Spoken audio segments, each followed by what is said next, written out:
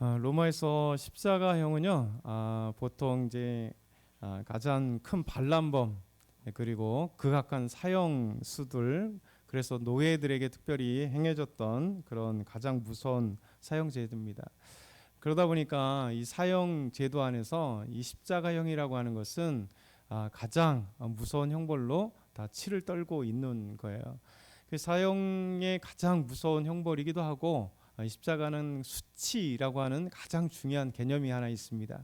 그러니까 로마 전부터 페르시아부터 있었던 이 사형 제도였던, 원래 이제 그 십자가형은 사람을 수치스럽게 만드는 거예요. 죄를 짓게 되면 수치라는 그 개념을 가지고 이 나무를 지어서 사람들에게 저냐는 저 도둑놈이다, 저나는 범죄자다, 이렇게 처음에는 수치심을 안겨준 것이 이제 십자가형이었습니다. 그게 계속해서 시간이 지나고 이제 로마가 이 십자가형을 받아들이면서 이제 더 이제 수치는 그대로 이면서 동시에 사형까지 이르게 된 것이 이제 십자가형이에요. 그러니까 십자가형은 사람들이 가장 두려워하는 형벌 중에 하나인데, 역사적으로 십자가형에서 가장 역사에 남고 가장 무서웠던 형벌이 뭐냐면, 로마의 기원전 73년에서 71년경에 있었던 이 노예 반란 사건입니다. 스파르타쿠스 노예 반란이라고 하는 역사적인 그 반란이 있었습니다. 이 3년 동안에 걸쳐서 노예 스파르타쿠스가, 이 사람 원래 검투사 출신의 노예였습니다. 근데 이 검투사 출신의 노예가 당시에 이제 그 노예들이 검투사가 되면 그냥 죽기 전까지는 그 검투사에서 나오지 못하잖아요. 그래서 잘하면 자유민이 되기도 하지만, 대부분 다 이제 검투사들은 그것으로 많은 관중들의 놀이개로, 기쁨으로 그냥 끝나는 거죠. 그냥 그 경기장 안에서 대부분 죽습니다. 그러다 보니까 스파르타쿠스가 이제 같은 이 검투사 노예들과 함께 의기투합을 하기 시작해요. 그리고 점점 이제 노예들이 그와 뜻을 같이 하는 노예들이 많이 생기게 됩니다.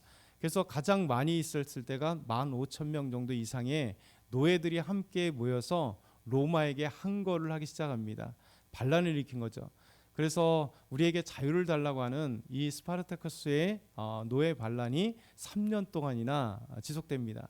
그래서 로마도 엄청난 병력을 투입하지만, 그들의 많은 사람들이 이제 검투사 출신의 노예들이었기 때문에 그래도 이렇게 싸움을 잘했습니다. 그러나 결국은 노예 안에서 이제 몰래 배반하는 자가 있었고, 그리고 이제 로마 병력은 훈련된 병력이잖아요. 3년 동안 그 견디다가 결국 이 스파르타쿠스 이 노예 반란이 내부의 반역, 배반, 그리고 결국 로마에 지배되는 것이 3년 동안 일어났어요. 그래서 기원전 3년에서 71년까지 3년에 걸쳐서 역사의 길이 남을 스파르타쿠스의 노예 반란이 있었습니다. 이 스파르타쿠스의 노예 반란 이후에 제압되고 나서 이 노예 6,000명이 이제 죽임을 당했습니다. 6,000명이 어떻게 죽였냐면, 이제 로마 안에 아피아 가도, 아피아라고 하는 이 큰 도로가 있었는데요. 200km에 걸쳐서 십자가에 못을 박아 이제 죽였어요. 그러니까 6,000명의 노예를 한 번에 아피아 가도라고 하는 이 가도에 6,000명을 걸어놨다는 것이죠. 그러니까 당연히 십자가의 가장 기본인 수치, 그래서 십자가에 달리는 사람들은요, 이 십자가형에 사용당하는 사람은 온몸이 벗겨지는 겁니다. 그래서 예수님도 온몸이 벗겨졌다라고 하는 것이 당연한 거죠. 어찌됐든 간에 이 십자가형은 이렇게 스파르타쿠스 노예 반란을 해서 6,000명의 노예가 한 번에 십자가형을 받아서 죽임을 당합니다. 그럼 여러분 생각해 보세요. 대충 계산하면 200km에 한 명씩 다른다 생각하면 약 30m당 한 명 정도. 그러니까 30m당 한 명씩 나무에 달려서 이 스파르타쿠스 노예 반란을 일으켰던 그 주동자들이 6,000명이 죽임을 당하는. 그러니까 이 십자가형은 로마 사회에서 가장 극악한 사형이고, 그리고 대부분 그래서 이 반란을 일으키거나 극악한 사형범이나 노예들을 대부분 다 사용하는 무서운 거예요.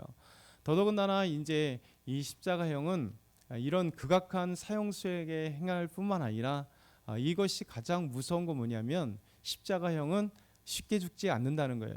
왜냐하면 나무에다 그냥 걸어놓기 때문에 그냥 자연사하기까지 그냥 가만히 두는 거예요. 그러니까 나무에 못을 박던 묵던지 간에 꼼짝없이 한다는 것은 어떻게 되겠어요?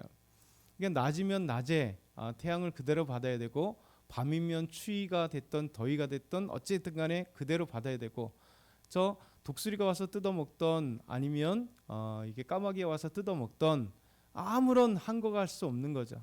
그렇죠? 그러니 가려움이 됐던 고통이 됐던 어떤 상황이 됐던 이 십자가형은 그야말로 그 자체가 고통이에요. 그래서 사람이 물도 마시지 못하고 먹을 것도 먹지 못하니까 자연스럽게 짧게는 3, 4일, 많게는 한 일주일 넘게 사람이 견디다가 결국 죽는 거예요. 그럼 그 오랜 시간 동안 움직이지 못하고 거기에 달려서 죽는다는 건 정말 고통 중에 가장 고통이에요. 그러니까 역사 속에 가장 고통스러운 사형 제도가 그래서 이 십자가형이라고 얘기합니다. 그래서 이 십자가형은 가장 무서운 형벌이었던 것입니다.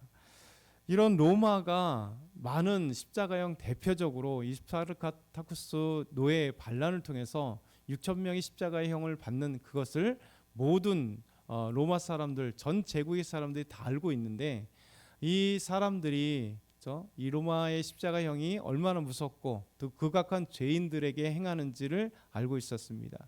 그래서 이 스파르타쿠스의 노예 반란 이후에 많은 이제 그 십자가형들이 있었지만, 그래서 이제 로마에서는 어떤 얘기가 있었냐면, 이 십자가형은 너무나 고통스럽고 잔인하고 수치스럽기 때문에 로마 사람들에게는 행하지 않는 것으로 얘기가 됐습니다.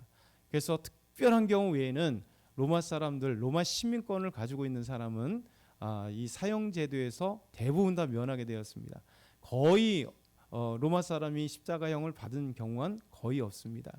그만큼 이렇게 십자가형은 고통스러운 거죠. 근데 여러분 생각해 보세요. 이제 예수님께서 십자가형을 받으시고 부활하시고 승천하시고 난 뒤에 오순절날 성령이 임하시고 제자들과 또 제자들에 의해서 복음을 들은 수많은 사람들이, 또 복음을 전한 또 수많은 사람들이 예수 믿고 또 전하기 시작하는 거죠. 대표적으로 사도 바울이 소아시아와 로마 전역에 주의 복음을 증거해서 예수 믿는 사람들이 이제 하나씩 늘어나기 시작합니다. 그 로마 제국 안에서 수많은 다신교 안에서 예수 믿는다는 것, 그야말로 철저하게 핍박이요 고통이에요. 근데 그것으로 끝나는 게 아니라 계속해서 예수 믿는 사람들은 로마 제국에 점점 늘어나기 시작해요. 그러면서 교회가 생겨나기 시작합니다. 그러면서 로마 사람들, 로마에는 있는 로마 시민권을 가지고 있는 로마 사람들이든 아니면 로마 제국 안에 있던 사람이든 아니면 노예든 간에 상관없이 노예 제국 안에 복음이 증거될 때 한 가지 문제점이, 그리고 가장 큰 힘든 저항의 문제가 뭐냐면, 이들의 개념 속에는 십자가형은 가장 극악한 죄인들, 노예들, 반란을 일으키는 자들, 사형수 중에 최고의 악한 범죄를 지은 자들이 십자가형을 받는 거거든요. 그러면 복음을 증거할 때 그 복음의 대상, 우리가 믿어야 될 주님의 대상, 우리 죄를 용서해 주신다는 그 대상인 예수님을 도대체 처음으로 소개받는 사람에게 있어서 어떻게 될까요? 너무나 이게 받아야 될지 안 될지 이렇게 생각하게 되는 겁니다. 왜냐하면 지금 전하고 있는 복음의 주체인 예수님이 십자가에 못 박혀 죽었는데, 그러면 그 자는 반란자거나 극악한 사형수거나 십자가형이라고 하는 엄청난 형벌을 받은 자인데, 그 자가 어떻게 우리를 구원하는 자일까? 그 자를 어떻게 우리가 믿어야 될까라고 하는 심각한 처음에 고민이 되지 않겠어요? 당연히 복음을 전체 아는 사람이야 당연히 그 의미를 알겠지만, 처음 복음을 증거할 때 로마 제국 사람들에게 예수 믿으십시오, 그래요? 예수님 어떤 분이에요? 이렇게 설명할 때 그 예수님에 대해서 설명하다가 종점의 십자가의 죽음인데, 그 죽음 앞에 사람들은 이제 외면하겠죠. 안 돼. 나는 그런 죄인은 사형수를 믿을 수가 없어. 십자가형이 어떤 형벌인데 그 형벌에 죽은 자란 말이야 하고 믿지 않는 경우가 있다는 것이죠. 그랬을 때 오늘 말씀이 이 놀라운 로마 제국에 복음이 증거될 때 가장 중요한 변증이 되는 겁니다. 그건 뭐냐면 예수님은 죄가 없다라는 거예요. 예수님은 죄가 없다. 십자가에 못 박힐 만한 죄가 아니다. 로마의 입장에서, 로마의 법에 의해서, 로마의 관습에 있어, 로마의 생각, 로마의 관점에 있어서 예수님은 그 어떤 죄를 짓지 않았다. 예수님께서 십자가에 죽은 것은 무엇 때문에? 바로 유대인들의 그 시기들, 그렇죠? 유대인들의 예수님을 향한 그 고발, 그리고 그들의 외침 때문에 결국 예수님께서 십자가에 죽으셨지, 결국 예수님은 로마의 법을 어긴 적이 없다라는 거예요. 이것이 오늘 본문의 중요한 빌라도의 변증, 빌라도의 무죄 판결이라고 하는 거예요. 오늘 말씀 보면 무리가 다 일어나서 예수님이 빌라도에게 다가왔습니다. 그러면서 고발해요. 그리고 얘기합니다. 이 사람을 보매 우리가 중요한 건 백성을 미혹했다는 거예요. 백성을 미혹했다. 유대인들이 빌라도에게 로마에서 파견된 유대 총독인 이 로마의 최고 관리 중에 하나인 총독이었던 빌라도에게 이야기를 하는 겁니다. 이 사람을 고소하는데 고소의 그 죄목이 뭐냐면 이 사람이 사람들을 미혹했다는 거예요. 미혹이라고 하는 것은 십자가 형벌에 받을 만한 겁니다. 왜냐하면 지금 유대 사회는 로마에 의해서 지금 지배당하고 있는 식민지예요. 이 식민지 사람이 사람들을 규합해서 사람들을 미혹했다. 그건 무슨 얘기냐면 로마 제국에 항거한다는 거예요. 그렇죠? 로마의 투쟁을 시작한다는 거예요. 그러니까 로마에 투쟁한다는 것은 곧바로 잡혀가 될 일이잖아요. 과거 우리가 일제 강점기 때 일본에게 항거하기 위해서 조선인들이 모였다 하면 어떻게 되겠어요? 바로 일제 순사들에게 고발당하고 바로 잡혀가잖아요. 그리고 이제 고문당하면서 때로는 죽임을 당하는 거죠. 왜? 대한 독립을 위해서 모였다는 얘기잖아요. 이게 그 얘기입니다. 그 백성을 미혹했다. 그래서 미혹한 그 이유가 두 가지가 나요. 한 가지는 뭐냐면 가이사에게, 로마 황제에게 세금을 바치는 것을 금했다. 여러분, 미혹해서 사람들에게 미혹해서 사람들을 이렇게 쭉 함께하면서 무엇을 하냐면 가이사에게, 로마 황제에게, 시저에게 세금을 바치면 안 돼라는 거예요. 여러분, 이만큼 사람들을 선동했다는 것은 무서운 범죄입니다. 식민지 사람들이 세금을 내야 되는 것은 당연하잖아요. 근데 그 세금을 내지 않는다는 것은 반항하겠다는 겁니다. 항거하겠다는 거예요. 로마 식민지의 그 식민지 사람들이 로마 제국의 세금을 받지 않는다는 것은 우리는 당신들의 세금을 내지 않겠습니다. 당신들에게 항거하겠다는 얘기죠. 여러분, 이 유대인들이 예수님을 잡아와서 지금 빌라도에게 얘기하면서 하는 게 이 얘기라는 거예요. 미혹하는데 미혹한 그 내용이 뭐냐면 바로 세금을 황제에게 바치지 않도록 지금 강요하고 있었다. 그 사람들을 이게 동요시켰다, 이 얘기입니다. 이런 엄청난 죄예요. 또 두 번째 동요한 건 뭐냐면 왕 그리스도라, 자칭 왕이라 그리스도라 하더이다, 이 얘기입니다. 그래서 자칭 왕이라, 이게 무슨 얘기일까요? 유대의 왕이라 얘기하는 거예요. 내가 하나님이 보내신 유대의 왕이다.